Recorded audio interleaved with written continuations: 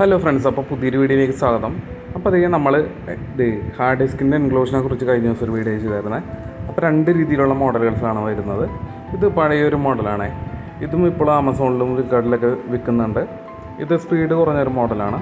അപ്പോൾ അതിൻ്റെ live proof നിങ്ങൾ കാണിച്ചു തരാം. അപ്പോൾ അതിലെങ്ങനെ ഹാർഡ് ഡിസ്ക് ഇടുന്നതെന്നൊക്കെ കാണിച്ചു തരാം കേട്ടോ. അപ്പോൾ നമ്മൾ ഈ രണ്ട് ടെസ്റ്റിന് ഉപയോഗിക്കുന്നത് സെയിം ഹാർഡ് ഡിസ്കും സെയിം കമ്പ്യൂട്ടറും അതിനെ സെയിം പോർട്ടും സെയിം ഫയലുമാണ് കോപ്പി ചെയ്യാൻ ഉപയോഗിക്കുന്നത്. അപ്പോൾ സ്പീഡ് നമുക്ക് കമ്പാരിസൺ എങ്ങനെയാണെന്ന് നോക്കാം.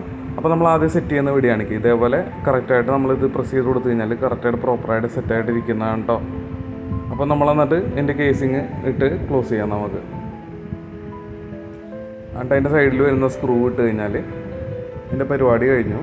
ഇത് മെറ്റാലിക് ബിൽഡിലാണ് വരുന്നത്. ഇതിൻ്റെ പൈസയും കൂടുതലാണ്, പക്ഷേ സ്പീഡ് കുറവാണ്. അത് നമ്മൾ വഴിയെ കാണിച്ചു തരാം.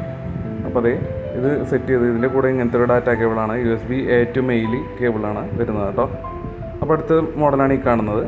ഇത് നമ്മൾ കഴിഞ്ഞ ദിവസം വീഡിയോ ചെയ്തായിരുന്നു ഇതിനെക്കുറിച്ച്. അപ്പോൾ അതിനെക്കുറിച്ച് പ്രത്യേകിച്ചൊന്നും നമ്മൾ പറയുന്നില്ല. ഇതിനകത്ത് ഹാർഡ് ഡിസ്ക് ഇട്ട് നമ്മൾ സ്പീഡ് ടെസ്റ്റ് ഡയറക്റ്റ് പോവുകയാണ്. ഇത് USB 3 കേബിളാണ്. നിങ്ങൾക്ക് കാണാൻ പറ്റും, ഇതിൻ്റെ കേബിളിലൊരു ബ്ലൂ ഷെയ്ഡ് കാണാം. അപ്പോൾ നമ്മളിത് ഹാർഡ് ഡിസ്ക് സെറ്റ് ചെയ്യുകയാണ്. ഇതിനകത്തു നിന്നുള്ള ഹാർഡ് ഡിസ്ക് തന്നെയാണ് അഴിച്ച് കിട്ടുന്നത് കേട്ടോ. എന്നിട്ട് നമ്മൾ സ്പീഡ് ചെക്ക് ചെയ്യാം. നമുക്ക് ഫസ്റ്റ് ഇതിൻ്റെ നോക്കാം സ്പീഡ്. ഇത് നമ്മൾ ഹാർഡ് ഡിസ്ക് സെറ്റ് ചെയ്യുവാണേ.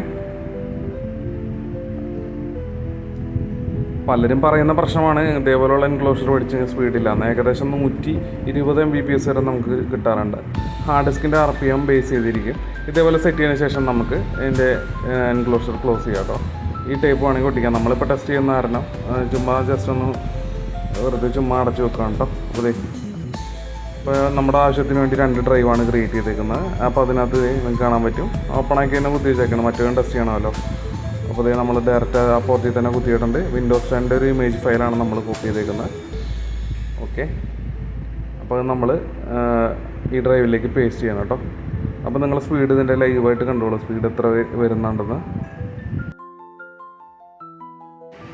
അപ്പോൾ അതേ നമ്മളെ കോപ്പിങ് സ്റ്റാർട്ട് ചെയ്തിട്ടുണ്ട്. ഏകദേശം 100 MB അടുത്ത് നമുക്ക് സ്പീഡ് കിട്ടുന്നുണ്ട്. ഇത് ഓരോ കമ്പനി ഹാർഡ് ഡിസ്കിനെ ബേസ് ചെയ്തിരിക്കും. ഇത്തിരി വ്യത്യാസമുണ്ട്. 120 Mbps വരെ നമുക്ക് ഇതിനകത്ത് കിട്ടാറുണ്ട്. അപ്പോൾ നിങ്ങളെപ്പോഴും ഇതേപോലുള്ള എക്സ്റ്റേണൽ ഹാർഡ് ഡിസ്കിൻ്റെ കേസുകൾ മേടിക്കാൻ ശ്രദ്ധിക്കുക. പഴയ മോഡൽ വാങ്ങിച്ചു കഴിഞ്ഞാൽ നിങ്ങൾക്ക് ആകെയുള്ള ഉപകാരം അതിനകത്ത് USB A കേബിൾ വരുന്നുള്ളതാണ്, മെയിൽ കേബിൾ. അപ്പോൾ നമുക്ക് ക്രോസ് ഡിവൈസ് കണക്ഷൻ കൂടുതലുണ്ടാകും. ഇതിനകത്ത് പ്രൊപ്പറേറ്ററി ആയിട്ടുള്ള ഒരു കേബിളാണ് വരുന്നത്. അപ്പോൾ അതുകൊണ്ട് നമ്മളത് കുത്തുമ്പോൾ ഒത്തിരി ബുദ്ധിമുട്ടുണ്ടാകും. പക്ഷേ നമ്മൾ കമ്പ്യൂട്ടറിലേക്കും ഫോണിലേക്കൊക്കെ ഉപയോഗിക്കാനായിട്ട് അത് ധാരാളമാണ് കേട്ടോ. അപ്പോൾ എപ്പോഴും നമ്മൾ ഇതേപോലെയുള്ള ഒരു കണക്ടർ ഉപയോഗിക്കാം. അപ്പോൾ നമുക്ക് മറ്റേതിൻ്റെ വീഡിയോ കാണാം. മറ്റേതിൽ സ്പീഡ് എത്രയായിരുന്നു നമുക്ക് കാണിച്ചു തരാം കേട്ടോ.